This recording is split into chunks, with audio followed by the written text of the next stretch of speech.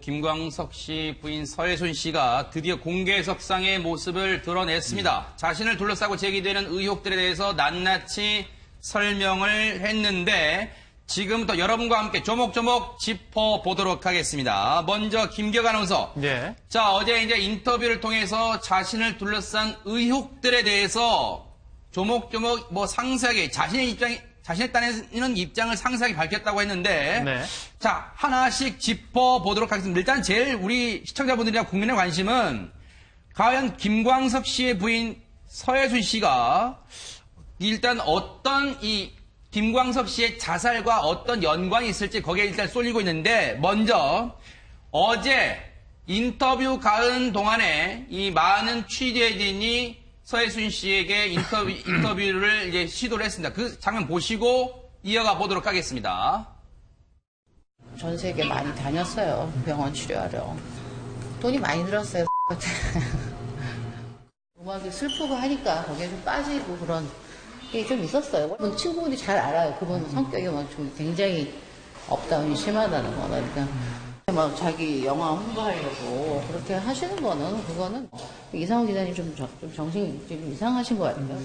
아버님 돌아가시고 나서 서로 좀 안 좋아져서 사이가 저는 그냥 식구들이고 뭐고 다 부르기 싫더라고요. 그래서 안 불렀어요. 제가 그냥 장례 다 했어요. 일단 이 부분도 저희가 일단 대담 도중에 짚어보겠습니다만 어제 기자들의 질문에 들으신 그대로입니다. 딸 병원 치료할 돈이 많이 들었다. 전 세계를 일단 많이 돌아다녔다. 그리고 김광석 씨가 감정 기복이 심하다는 걸 주변 친구들도 알고 있다라고 얘기를 하고 있습니다. 이 부분 잠시 뒤에 짚어봅니다. 그리고 이번 사건, 이번 재수사를 촉발시킨 이상호 기자가 정신이 좀 이상한 것 같다. 지금 상당히 불만을 이런 식으로 지금 표현하고 있고요. 그리고 딸의 사망 소식을 알리지 않은 부분. 그랬더니 자신의 아버지가 돌아가시고 가족들과 사이가 안 좋아져서 식구들이고 뭐고 없었다. 관계를 단절하고 싶었다. 그런 마음을 얘기한 것 같습니다. 자, 그러면 하나하나씩 짚어보도록 하겠습니다. 먼저 일단 최근에 충격을 주고 있는 김광석 씨의 딸 서연양의 죽음부터 얘기를 해보겠습니다. 김기혁 아나운서. 네. 딸의 죽음을 알린 겁니까? 숨긴 겁니까? 이걸 어떻게 봐야 되는 거예요? 글쎄요, 숨겼다고 말해야 되는지 아니면 혼자 삭혔다고 얘기를 해야 되는지. 네. 저도 참 한 매체 인터뷰를 보면서 네. 그분의 이야기를 좀 이해하기는 좀 힘들었습니다. 일단은 근데 좀 팩트 체크를 해보면. 네. 인터뷰 내용을 토대로 우리가 짚어보면 되겠죠? 예, 맞습니다. 네. 그 내용을 토대로 보면요. 네. 왜 서연양의 사망을 늦게 알렸냐? 네. 라는 질문에 일단 우리 아이가 장애가 있다. 네. 장애 1급이다. 라는 네. 얘기를 했고요. 그리고 소송으로 힘들고 경제적으로 힘들었다. 그래서 아이가 사망한 것이 너무 겁이 났다. 네. 예. 그리고 또 방학을 앞두고 있어서 예, 크리스마스가 있고 방학을 앞두고 있어서 조용히 보내는 걸로 생각을 했기 때문에 네. 주변 사람들한테, 주변 학부모들한테 얘기할 생각을 못했다라고 이야기를 합니다. 네. 지금 제가 얘기하면서도 참 이해는 사실 잘 안 가요. 예. 네. 저도 이 얘기를 하면서 경향이 좀 없는 경향이 없는데 네. 남편을 잃고 또 아예 혼자 아이를 키우면서 소송으로 힘들었고 네. 식구들과도 소원해져서 네. 예, 알리고 싶지 않았다. 네, 그리고 이렇게 얘기를 했습니다. 크리스마스 나오고 아이 방학 나오고 하지만요, 하고 싶은 말은 뒤에 있는 것 같아요. 그냥 조용히 보내는 걸로 하고, 아이를 떠나 보내는 걸로 하고, 장례식을 치렀다고 지금 본인은 얘기하고 있어요. 장례식을 치렀다고. 네. 그러면서 정말 알리지 않고 싶었어요. 저는 정말로. 본인 입으로 얘기를 하고 있어요. 알리지 않았다는 쪽에 지금 방점을 두고 있습니다. 그럼 노영희 변호사님. 네. 지금 세간의 의혹은 왜 10년 동안 서혜순 씨가 딸의 사망을 알리지 않았느냐, 여기에 대해서 많은 궁금증이 있는 건 사실이잖아요. 근데 지금 본인은 그게 경황이 없었다, 당시 당황했다, 이런 얘기로 지금 일관하고 있어요. 이 부분은 쉽게 납득이 될 수 있을까요? 어떻습니까? 일단 우리가 어떤 행동을 할 때 그 행동을 하게 된 목적이나 동기 같은 게 있거든요. 그리고 그런 행동을 함으로 인해서 본인에게 유리한 것이 있어야지 그런 행동을 합니다. 네. 예를 들면 당시에 지금 저분은 이제 시부모들하고 사실은 소송을 하고 있었던 중이었는데 당시 그 서현 양이 같이 본인과 같이 피고였단 말이에요. 네. 그런 상황에서 서현 양의 죽음을 아무에게도 알리지 않았다? 네. 그거는 서현 양이 죽으면 안 되는 본인에게 어떤 절박한 이유가 있었다는 거죠. 즉 서현 양이 죽었다는 사실이 남에게 알려지면 본인에게 불리했다. 이것 때문에 즉 무슨 얘기냐면 네. 당시에 있었던 그 저작권 관련된 돈과 관련된 소송에서 서현 양이 만약에 살아있는 사람이 아니라고 한다면 본인에게 안 좋은 결과가 나올 가능성이 있었기 때문에 누구에게도 알리고 싶지 않았을 것이다 라고 저는 추정을 하는 거죠. 네. 일단 추정입니다. 아직까지 뭐 확실한 건 없어요. 그런데 물론 네. 추정인데요. 이게 문제가 뭐냐면 네. 법원에서 우리가 소송을 하는 중에는요. 특히 이제 그 저런 식의 가족 간의 다툼이라든가 피고의 그런 생존, 원고의 생존 이런 것들이 중요할 때는 당연히 변호사한테 말을 해야 되는 거고 네. 변호사가 당연히 법원에 피고가 지금 죽었습니다. 왜냐하면 그럼 소송이 없어지는 거거든요. 그 부분에 대해서는. 그런 것을 알리는 것이 당연히 의무인데 그런 것에 대해서 변호사한테도 말을 하지 않았다고 했거든요. 네. 저는 그 부분도 사실 상당히 이해가 안 가요. 네. 지금 시청자분들의 이해를 돕기 위해서 지금 소송 얘기 나오니까 시청자분들이 무슨 소송을 말하는 거지 할 텐데 그게 저작권 관련 소송을 말씀하시는 거죠. 이 부분 잠시 뒤에 짚어봅니다. 자, 그런데 김기혁 아나운서. 그러면 이 서혜순 씨가 딸의 죽음을 평생 가지고 아무한테도 말하지 않고 가지고 갈 수는 없었을 거 아니에요. 그렇다면 이 딸의 죽음을 언젠가는 밝힐 생각이 있었을 거 아니에요. 혹시 그 부분도 인터뷰에서 밝혔습니까? 예, 그 부분에 대해서 질문이 있었고, 네. 근데 언젠가 밝히려고 했다라는 명확한 얘기는 없었습니다. 아. 예, 내가 언제쯤 얘기하려고 했다 이 얘기는 명확하게 정확하게 얘기한 건 없었고요. 네. 그러니까 최근까지도 네. 서현 양이 미국에 잘 있다. 네. 라고 주변에 말하고 다녔기 때문에 네. 과연 이 서현 양의 죽음을 언제쯤 밝히려고 했는지 네. 그것도 좀 의문이긴 합니다. 네. 이 언제 밝힐 생각이었냐는 질문에 약간 저는 제가 어제 인터뷰를 생방송을 못 보고 다시 보기와 함께 또 인터뷰 내용 전문을 뽑아서 재차 읽어봤어요. 두 번, 세 번 읽어봤는데 이런 내용을 합니다. 이런 내용을 밝힙니다. 딸의 죽음을 언제 밝힐 생각이었냐 질문에 아빠 친구들한테 알리는 것도 너무 그렇고 장례식이라는 게 그냥 오셔서 서우가 지금 개명을 한 이름이에요. 그냥 보통 우리는 서현으로 알고 있는데 자 서우가 안 됐다. 그러고 조의금 주고 가시는 건데 서우가 이렇게 됐는데 어떻게 가지 큰일이다 얘기하려고 그랬는데 그때 또 다른 얘기들도 있고 해서 자 지금 보면요 이 글자 CG만 보시더라도 시청자 여러분들이 저 말만 인터뷰 내용만 보고는 대체 서혜순 씨가 무슨 말을 하려고 하는 걸까 고개를 갸우뚱하시는 분이 많으실 거예요. 그런데 이거 하나만 여쭤볼게요. 노 변호사님. 딸 서현 양의 사망 신고가 늦어져서 과태료를 납부했다는 얘기가 나와요. 어느 정도 해야지 과태료를 납부하는 거예요? 원칙적으로 이제 가족관계 등록에 관한 법률에 의하면은 사망한 시점으로부터 1개월 이내에 사망 신고를 하게 되어 있고 아하. 사망 신고를 1개월 안에 하지 않으면 그 기한은 상관이 없습니다. 6개월, 뭐 1년 아무리 늦어도 5만 원 내면 됩니다. 네. 아마도 저분은 2017년 12월 23일 날 그 서현 양이 사망을 했기 때문에 2008년 1월 22일까지 사실은 신고를 해야 되는데 안 했는데 2008년 10월 달에 대법원에서 이제 최종적으로 확정 판결이 나오기 때문에 그 이후에 한 것으로 제가 보기엔 판단이 되거든요. 네. 근데 그렇게 한 것은 아마도 본인이 그렇게 하지 않으면 아이에게 이제 모든 권리가 넘어간다는 식으로 2008년에 판결이 나왔는데 네. 그 판결이 바뀌었을 가능성이 있기 때문이 아닌가 생각이 들어요. 지금 김기혁 아나운서. 네. 그 김광석 씨의 딸 서현 양의 지금 이 유해가 안치돼 있는 곳이 안성에 있는 추모시설로 알려져 있죠, 지금? 네, 그렇습니다. 네. 지난 2007년 12월 26일 네. 안성 소재 추모시설 1층에 일반실에 봉안을 했다고 바로 합니다. 지금 이렇게 돼 있네요. 예, 지금 유골함이 화면으로 있습니다. 네. 보시는 것과 같습니다. 네. 이게 매년 계약을 갱신해야 하는 임시 안치 방식이었다고 해요. 아. 2007년부터 2015년 12월 전까지는 그렇게 계약 갱신으로 했었고 네. 2015년 12월부터는 영구 안치로 전환을 했다고 합니다. 근데 저걸 그러면 뭐 조문을 간다거나 저 유골을 뭐 이렇게 저 물건도 넣어주고 인형도 넣어주고 하는 그런 혹시 뭐 관리해주는 분이 있는 거예요? 어떻습니까 지금? 그 안에서 이제 그 계약을 갱신하는 거에서 영구 전환으로 바꾸고 네. 그리고 이 봉안되어 있는 이 공간을 꾸미고 하는 것은 네. 관리자가 일단은 시설의 관리자는 있습니다. 네. 하지만 그 계약 갱신에서 영구 안치로 바꾸고 네. 저 안에서 이 관리를 하는 것들은 누가 와서 했는지 이 시설에서는 밝힐 수가 없다라고 얘기를 밝힐 하고 수가 있습니다. 없다. 네. 일단 그럼 김복준 의원님, 네. 일단 이 부분은 딸의 죽음에 대해서는 네. 10년간 숨겨온 게 아니라는 게 김광석 씨 유족 측을 비롯한 주변 사람들의 의혹이고, 네. 이 서혜순 씨는 경황이 없어서 지금 이 말로 지금 팽팽하게 네. 주장이 대립이 되는 건가요? 어떻습니까? 지금 주장이. 그런 거죠. 이 사실은 네.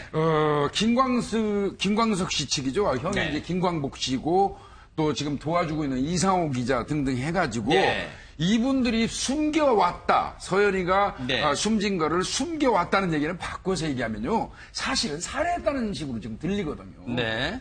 석연치 않은 죽음이다. 아하. 이런 의미로 이제 들리는 것이고요. 네. 그래서 이제 지금 검찰에 고소를 했고, 검찰에서는 이제 그 사건을 중부경찰서로 해서 중부경찰서에서 광역수사대로 지금 배당이 그렇죠. 됐어요. 네. 아마 피해자 조사가 고소인 조사가 끝나면 아마 서혜순 씨를 바로 불러다가 조사를 할 겁니다. 네. 그 전에 이제 출국 금지까지 시켜놓은 상황이고요. 네. 그런 건데 지금 서혜순 씨 얘기는 이제 지속적으로 그 얘기 아니겠습니까? 아이가 그 숨졌을 때도 뭐 내가 아빠 친구들한테 연락해봐야 네. 너 와서 조의금이나 얼마 들고 와가지고 주고 안 됐다 말 한마디 하고 가는 거 정도 선이지. 네. 뭐 큰 의미도 없을 것 같았고 네. 또 서연이가 장애아였기 때문에 장애인 아이들 또 부모들하고 좀 알았나 봐요. 그 사람들한테 연락을 하랬더니 방학 중이었고 크리스마스가 내일 모레인데 네. 좋지 않은 소식 같아서 말 안 했다 이런 의미거든요.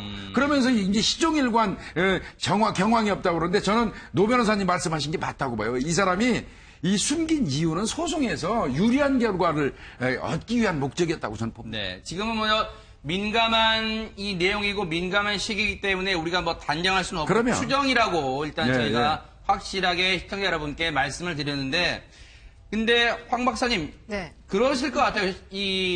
이 내용을 저희가 여러 차례 지난주부터 김광석 씨 사망 관련 또 그 딸 서연 양의 10년 만에 사망 사실이 알려진 거 관련해서 쭉 얘기를 하고 있습니다만 지금 서혜순 씨를 혹시 두둔하거나 서혜순 씨 본인은 마찬가지고 서혜순 씨 주변 사람들은 아니 그러면 서혜순 씨가 어떤 나쁜 마음을 가졌다는 확실한 증거가 없지 않느냐라고 반박할 수도 있을 것 같습니다. 네네, 그게 좀 중요한 포인트가 될 것 네. 같아요. 지금 이제 딸의 죽음을 숨겼느냐, 네. 아니면은 그냥 말하지 않았느냐, 이런 공방은 아무리 우리가 이야기를 해봐야 추정에 지나지 않는 거고요. 네. 정확한 사안에 대해서는 정말 수사가 들어가고 어떤 법적인 공방이 이루어진다면 거기서 밝혀질 수 있을 것이라 생각이 되고요. 또 이게 엄마의 마음에서 생각을 해보면은요, 전혀 이해가 되지 않는 부분 또 아니에요. 왜냐면 아이가 아팠는데 그 네. 아이가 어느 날 죽었단 말이에요. 그럼 죽었을 경우에 그거를 자기 남편도 없고 가족들과도 뭐 이렇게 하지 않는 상황에서 혼자서 내 아이가 죽었어요라고 막 알리면서 장례를 치르고 이게 만약에 엄마가 아이를 너무 사랑하는 마음이 그리고 그 마음이 굉장히 컸다면 네. 그만큼 슬픔이 너무나 커서 이걸 아마 못했을 감이 엄두가 안 나서 못했을 거라는 그런 이해는 됩니다만 네. 이게 사실인지 과연 그렇죠. 아니면은 지금 우리가 나오고 있는 여러 가지 추정에 의한 그런 것들이 이유가 된 건지 네. 그거는 이제 추후 이제 네. 밝혀져야 하는 문제이겠죠. 역시 네. 황 박사님의 얘기도 추정입니다. 그렇죠, 추정이 추정이죠. 물론 이제 다소 서혜순 씨 입장을 이제 약간 지지해주는, 좀 옹호해주는 그런 쪽의 발언으로 해석될 수 있고 어쨌든 추정입니다. 당시 그런 심정이었을 수도 있다. 네. 이런 건데, 네. 말씀하시죠. 그 타사 의혹과 관련해서는 제가 서혜순 씨 입장에서 한마디 변명을 해드리고 싶은데 뭘까요? 그 서혜순 씨 입장에서는 딸이 죽는 것이 그 당시에 도움이 안 돼요. 그러니까 엄마 입장에서 그 아이를 사실은 뭐 살해했다 이런 식의 생각은 사실은 제가 봤을 때는 상식적이지도 않고 또 그랬을 가능성도 그렇게 많지 않다. 물론 아이가 자기의 어떤 통제를 벗어나서 그런 식으로 이제 불행한 결과를 낳는 것은 있을 수 있지만 그렇다고 해서 엄마가 어떤 식으로 그 아이에게 했을 것이다라는 거는 제가 봤을 때는 그렇게까지 이제 가능성이 높지 않아요. 다만 그럼에도 불구하고 이제 그렇게 된 결과를 가지고 본인에게 유리하게 상황을 이끌어 나갔다는 것 때문에 지금 이 문제가 불거진 거다. 이렇게 말하는 게 맞겠습니다. 딸에 대해서 딸의 죽음에 뭔가 관여했을 것이라는 의혹에 대해서는 노 변호사의 말씀은 그거잖아요. 역시 이 소송을 앞두고 있는 마당에 딸이 그렇죠. 사망을 하게 되면 결코 자신의 소송에 유리하지 않다. 유리하지 지금 그 않죠. 말씀을 해 주시는 겁니다. 그런데 김기관 아나운서 네. 어제 서혜순 씨 인터뷰 내용에서 우리가 지금 많이 또 이 의혹의 이 눈초리를 시선을 갖고 있는 김광석 씨의 사망 관련해서도 얘기가 좀 나왔습니까? 남편의 죽음에 대해서 얘기를 했어요? 예, 남편의 이야기도 했습니다. 네. 일단 김광석 씨가 메모광으로 굉장히 잘 알려져 있는데 네네. 유서가 없었습니다. 그렇죠. 예. 마지막으로 남긴 것이 팬클럽 채팅방에서 누구누구야 잘 있니? 예. 안부를 묻는 말. 네. 예. 이게 마지막으로 남긴 이게 사실 뭐 자필로 쓴 이건 메모는 아니죠. 네. 일단 채팅방에서 남겼던 거고 네. 그러니까 유서가 없다는 것에 대해서 좀 의문을 남겼는데 사실 이 서예순 씨는 그거에 대한 명확한 뭐 대답은 내놓지 않았습니다. 네. 예. 자, 그런데 지금 어제 인터뷰 내용 중에 이런 얘기도 있었어요. 뭐 지금 속보 내용이 나오고 있고 이 내용은 저희가 뉴스팔 시간에 전해드릴 테고요. 지금 김복준 의원님 예, 예. 어제 인터뷰 때 이제 이런 얘기를 해요. 그 혹시 김광석 영화 그 예고편에도 나오는 것 같습니다만 당시 김광석 씨가 사망했을 당시에 인터뷰 내용이 그 영화 이제 삽입이 돼요. 그런데 술 먹고 장난하다가 그렇게 됐다는 이 영상 자료가 나오는데 그거 한번 그 영상을 보시고 이어가 보도록 하겠습니다. 부모님 놔두고 친구들 다 놔두고 그냥 실수예요. 그냥 술 먹고 그냥 장난하다가 그렇게 된 거예요. 이 부분은 어떻게 봐야 될까요? 일단 진술의 변화를 한번 읽어드리고 김복준 의원님 말씀드릴게요. 예, 예. 과거 이제 모 지상파에 출연했을 당시에 그건 실수다. 방금 보신 겁니다. 그건 실수다. 술 마시고 장난하다가 그렇게 된 것이다. 장난치다가 손만 놓지 않았더라면 이렇게 얘기를 하고 4년 뒤 인터뷰에서는 이렇게 얘기합니다. 남편이 여성 팬과 연인 관계에 있었다. 실연을 당해서 아티스트로서 죽음을 선택할 수 있는 것 아니냐 이렇게 얘기를 하고 있습니다. 이건 어떻게 봐야 됩니까? 그러니까 지금 제가 보니까요, 장난치다가 손을 놨다는 얘기는요, 아마 그 집에서 서교동에 있는 그 단독주택의 집에서 이 계단을 타고 옥상으로 올라가는 그 난간 있는 데다가 이제 목을 맸거든요. 네. 근데 아마 이 목매는 이거를 무슨 장난 비슷하게 하다가 손을 놓은 걸로 지금 이 설명을 하는 걸로 표현하고 있네요. 보여지고요. 네네. 그렇게 표현하는 걸로 보여지고요.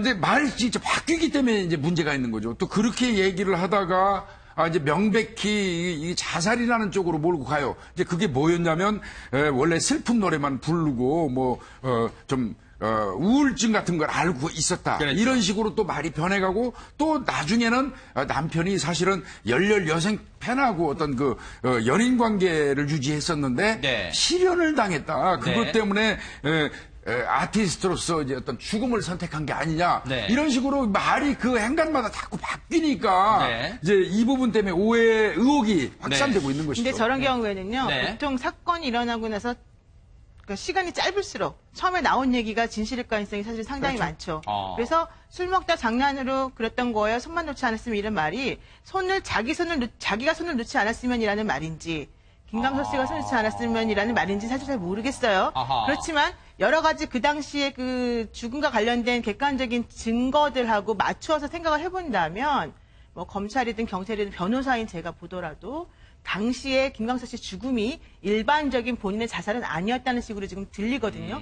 근데 문제는 네. 만약에 저런 식으로 김광석 씨 죽음에 서희순 씨가 관여를 했다라고 한다면 서희순 씨는 저작권인지 저작 인정권인지 아무것도 받을 수가 없어요.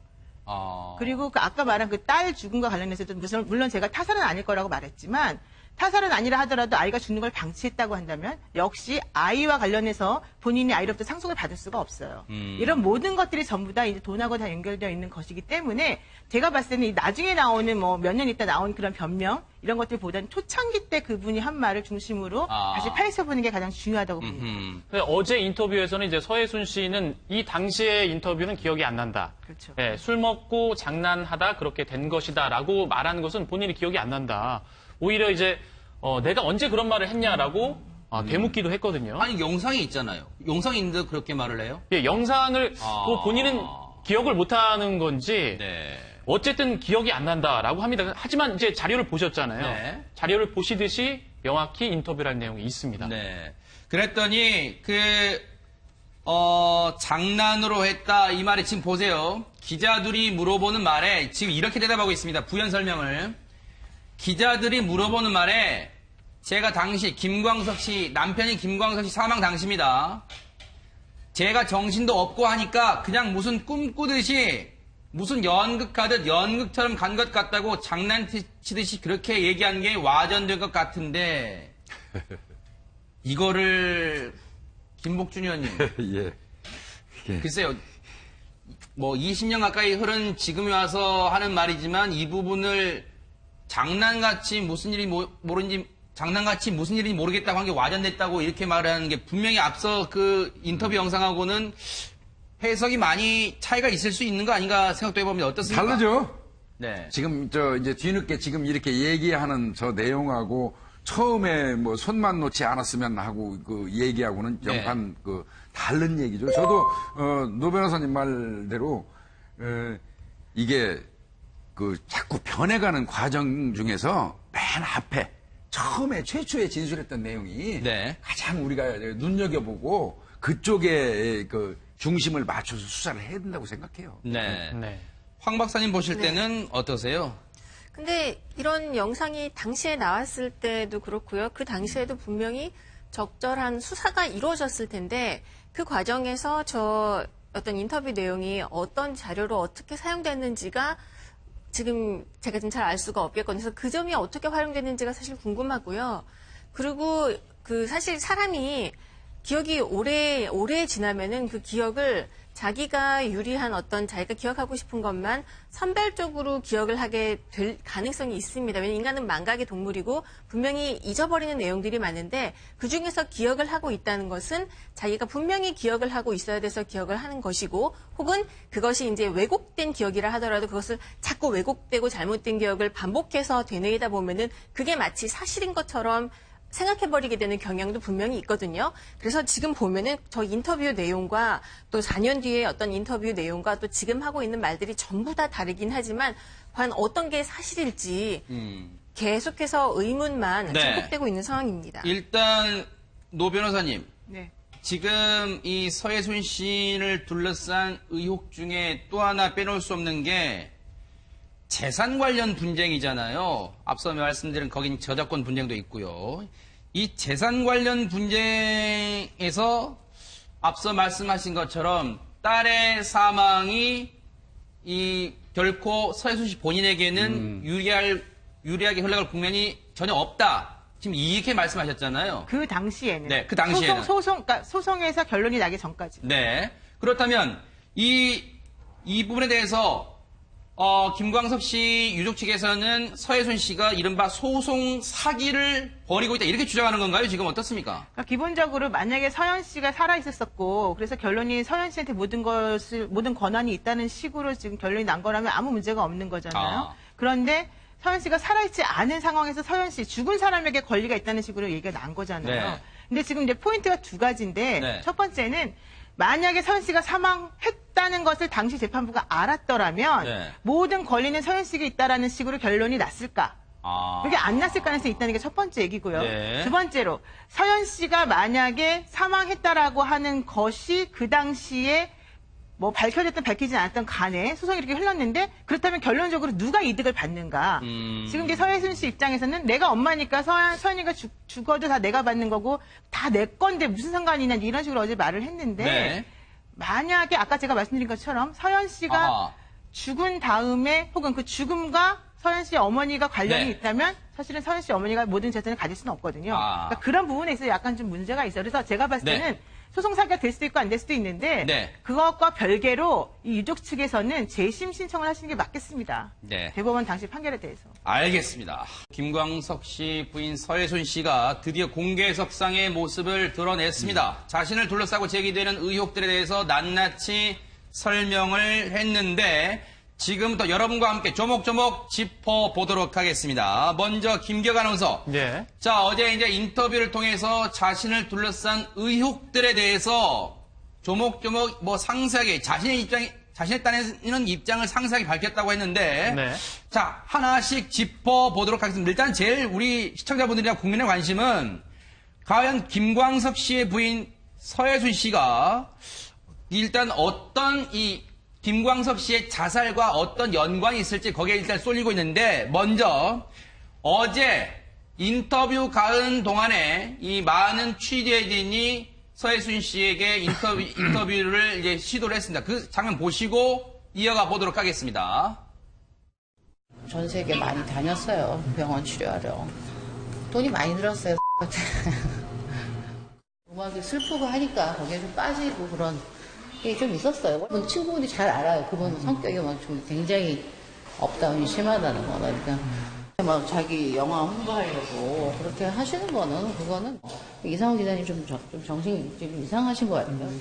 아버지 돌아가시고 나서 서로 좀 안 좋아져서 사이가 저는 그냥 식구들이고 뭐고 다 부르기 싫어요. 세간의 의혹은 왜 10년 동안 서혜순 씨가 딸의 사망을 알리지 않았느냐 여기에 대해서 많은 궁금증이 있는 건 사실이잖아요. 근데 지금 본인은 그게 경황이 없었다. 당시 당황했다. 이런 얘기로 지금 일관하고 있어요. 이 부분은 쉽게 납득이 될 수 있을까요? 어떻습니까? 일단 우리가 어떤 행동을 할 때 그 행동을 하게 된 목적이나 동기 같은 게 있거든요. 그리고 그런 행동을 함으로 인해서 본인에게 유리한 것이 있어야지 그런 행동을 합니다. 네. 예를 들면 당시에 지금 저분은 이제 시부모들하고 사실은 소송을 하고 있었던 중이었는데 당시 그 서현 양이 같이 본인과 같이 피고였단 말이에요. 네.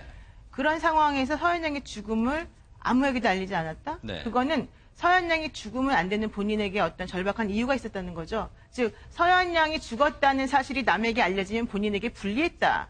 이것 때문에 즉 무슨 얘기냐면 네. 당시에 있었던 그 저작권 관련된 돈과 관련된 소송에서 서현 양이 만약에 살아있는 사람이 아니라고 한다면 본인에게 안 좋은 결과가 나올 가능성이 있었기 때문에 누구에게도 알리고 싶지 않았을 것이다 라고 저는 추정을 하는 거죠. 네.